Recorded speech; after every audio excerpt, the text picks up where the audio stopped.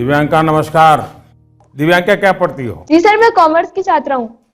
और पुष्कर की ही रहने वाली हो? जी सर। तो पुष्कर की कोई पवित्र चीज का मुझे वर्णन करोगी? क्या है पुष्कर की विशेषता? पुष्कर में एकमात्र ब्रह्मा मंदिर है हाँ।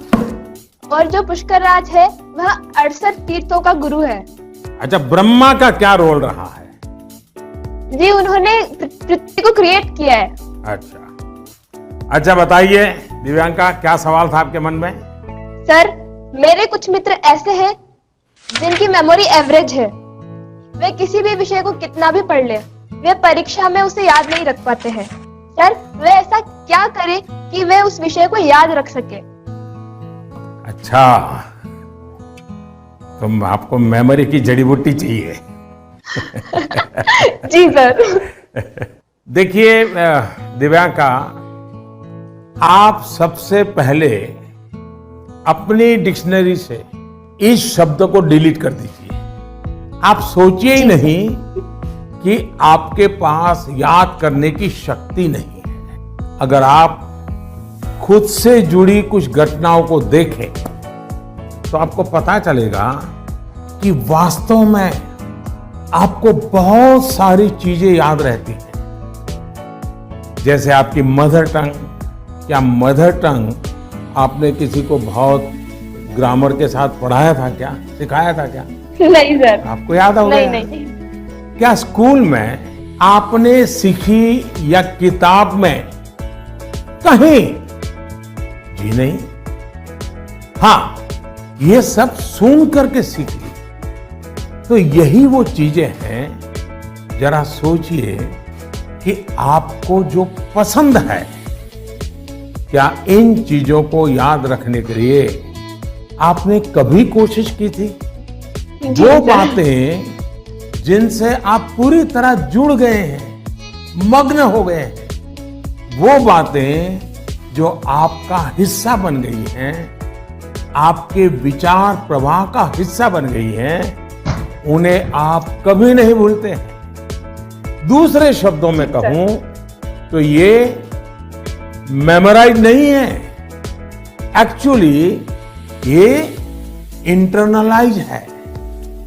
और इंटरनलाइज करना यही इसका एक अच्छा रास्ता है। और इसलिए आपको याद करने पर जोर देने के बजाय आपको उसे जीने की कोशिश करनी चाहिए, सहजता, सरलता, समग्रता के साथ। आपके पास भी वही सारी शक्तियां हैं जो किसी बहुत टैलेंटेड व्यक्ति के पास होती है। सोचिए, अपने भाई या बहन के साथ अगर आपका झगड़ा हुआ हो तो वो आपको एकदम याद रहता है, आप उसे भूलते नहीं है। यहां तक कि आपको यह भी याद रहता होगा कि उस समय आपने, आपके भाई बहन ने कौन से कपड़े पहने थे, आप खड़े खड़े लड़ रहे थे कि दौड़ते हुए लड़ रहे थे, सब याद होगा, एक एक वाक्य याद होगा। जी सर। यानी इसका एक मतलब यह है कि आप उसमें फुली इन्वॉल्व थे, आप उस क्षण को पूरी तरह जी रहे थे। साफ है कि चीजें याद रहे, प्रॉपरली रिकॉल कर सके, उसके लिए आप जिस क्षण में है उस क्षण में ही रहना और उसमें पूरी तरह से इन्वॉल्व रहना बहुत जरूरी है। यानी हम पढ़ाई कर रहे हैं, किताब हाथ में है और मन है खेल के मैदान में, सहेलियों के साथ, दोस्तों के साथ, फिर तो मामला गड़बड़ हो जाता है।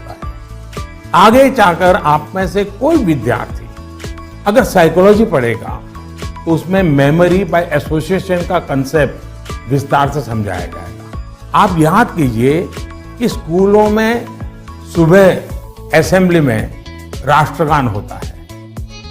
अब जन गण मन हर कोई गाता है, लेकिन क्या कभी आपने जनगण मन गाते समय आपने उस राष्ट्रगान के साथ देश में ट्रैवल किया क्या? आप उसके साथ जो शब्द आते हैं उन शब्दों के साथ अपने आप को विजुलाइज कर पाए कि नहीं कर पाए। पंजाब को, गुजरात को, महाराष्ट्र को, बंगाल को मन ही मन राष्ट्रगान गाते समय ट्रैवल किया क्या? आपको एकदम से याद होना शुरू हो जाएगा। मन ही विजुलाइज करेंगे तो आपको अच्छे से याद रह जाएगा। इसका तो एक फायदा और होगा, आप इस देश के साथ भी एकाकार होते चले जाएंगे। यानी इन्वॉल्व, इंटरनलाइज, एसोसिएट और विजुलाइज। मेमोरी को शार्प करने के लिए इस फॉर्मूले पर आप चल सकते हैं। मैं आपको एक और उदाहरण देता हूं। आपके पास नोटबुक्स होती हैं, अलग अलग विषयों की किताबें होती हैं। आप जब भी घर से निकले ये तय करके निकले कि बैग में इतने नंबर पर इस विषय की नोटबुक होगी और इतने नंबर पर इस विषय की किताब होगी। चौथे नंबर पे हो सकती है, तीसरी पर हो सकती। और आपने अगर 3 नंबर पर हिस्ट्री की किताब रखी है, 5 नंबर पर भूगोल की किताब रखी है, तो जब भी आप हिस्ट्री की किताब निकालने जाएं तो बिल्कुल आंख बंद करके 3 नंबर की किताब निकालते हैं आप। देखिएगा आपका कॉन्फिडेंस लेवल कितना बढ़ जाएगा। चलिए, मुझे अच्छा लगा, आपसे बात करने का मौका मिला और मैं राजस्थान के लोगों को भी और पुष्कर की पवित्र धरती को भी आज यहां से नमन करता हूं। बहुत बहुत धन्यवाद।